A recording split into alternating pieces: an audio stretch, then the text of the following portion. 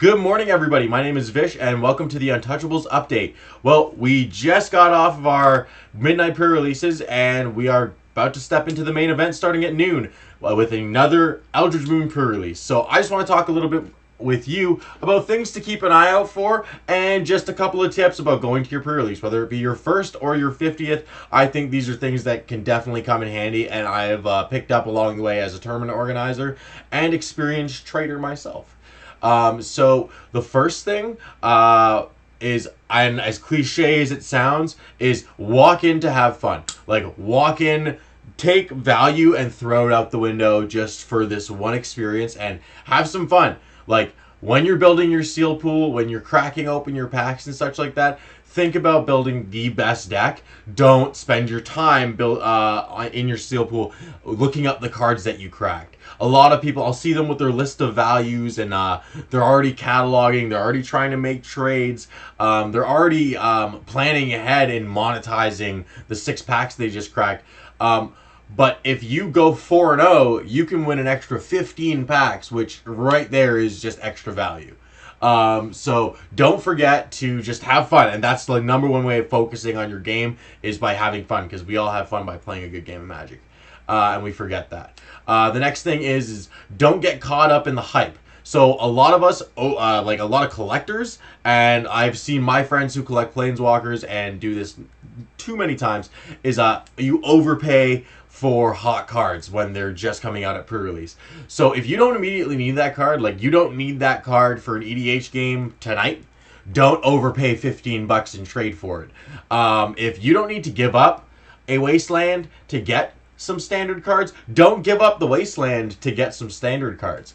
That Tameo will be around, but the modern cards or legacy cards you might lose won't be as easily found, and you'll probably have to pay for them. Now, with that, take advantage of your new cards as well. Is if you are not a standard player, but you go to these sealed events, put them in your trade binder immediately and use the value. So these cards are at $30-$35 right now.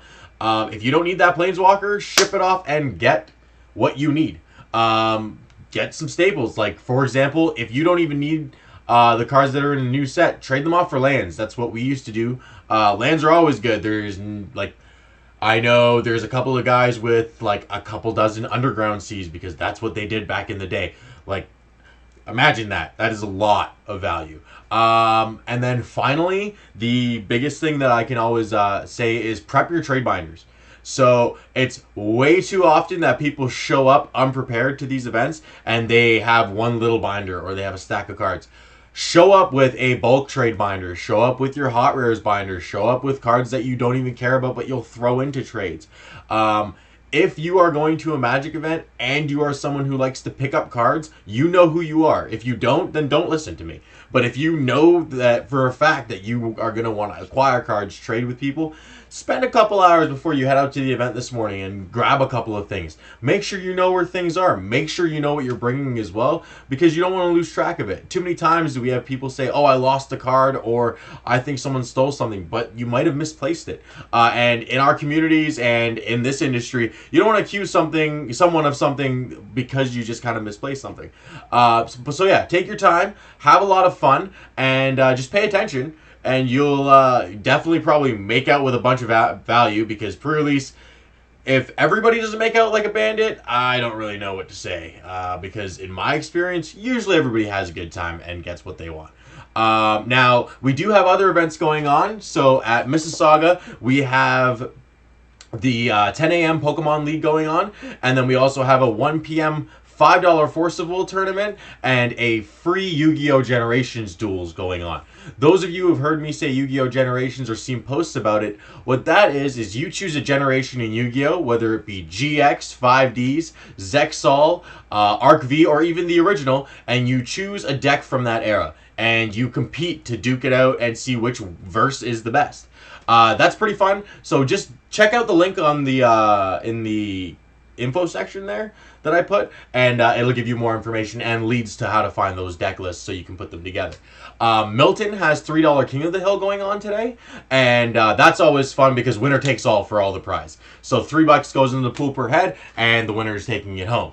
Another thing, did you enjoy the advice that I gave today? And if you want to see more, or if there's a specific topic you want to see me talk about on the daily update, let me know in the comments below. Make sure to follow us on Instagram, Twitter, and Facebook. And these will be coming to you every single day. My name is Vish, and this is the Untouchables update. Thank you so much. I guess, oh yeah, and subscribe if you like this. If you don't, I'm sorry. Bye.